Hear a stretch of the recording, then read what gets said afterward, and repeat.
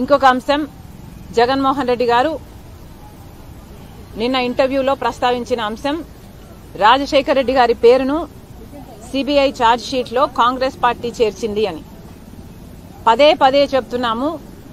ఇటీవల నాకు తెలిసిన విషయమే ప్రజల ముందు గత కొన్ని రోజులుగా బయట పెడుతున్నాము. కాంగ్రెస్ పార్టీ రాజశేఖర రెడ్డి గారి పేరును సిబిఐ ఛార్జ్ షీట్ లో చేర్చలేదు.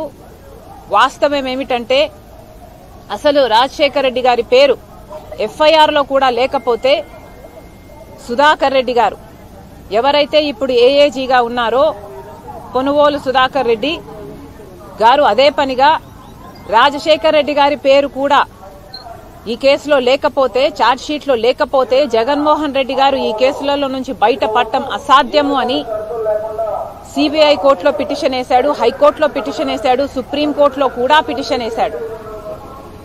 ఆ మేరకు సిబిఐ రాజశేఖర రెడ్డి గారిని పేరుని ఛార్జ్ షీట్ లో చేర్చింది తప్ప కాంగ్రెస్ పార్టీ రాజశేఖర రెడ్డి గారి పేరును ఛార్జ్ షీట్ లో చేర్చలేదు.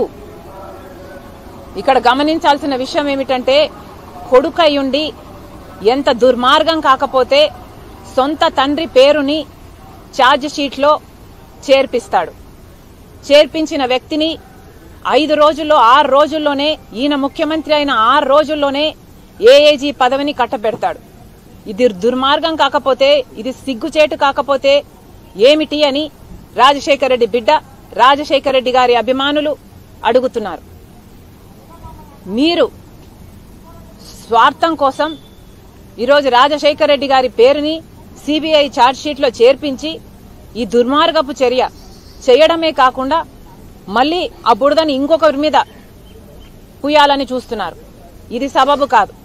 రాజశేఖర రెడ్డి గారి అభిమానులందరికీ మళ్లీ చెప్తున్నాం, రాజశేఖర రెడ్డి గారి పేరును సిబిఐ ఛార్జ్ షీట్ లో చేర్చింది జగన్మోహన్ రెడ్డి గారి మనిషి. జగన్మోహన్ రెడ్డి గారు ఆ మనిషిని పిలిచి 6 రోజుల్లోనే ఏఏజీ పదవిని ఇచ్చారు.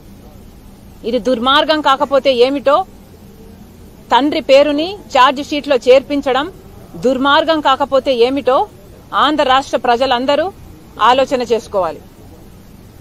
ఇంకొక అంశం కూడా ప్రస్తావించారు జగన్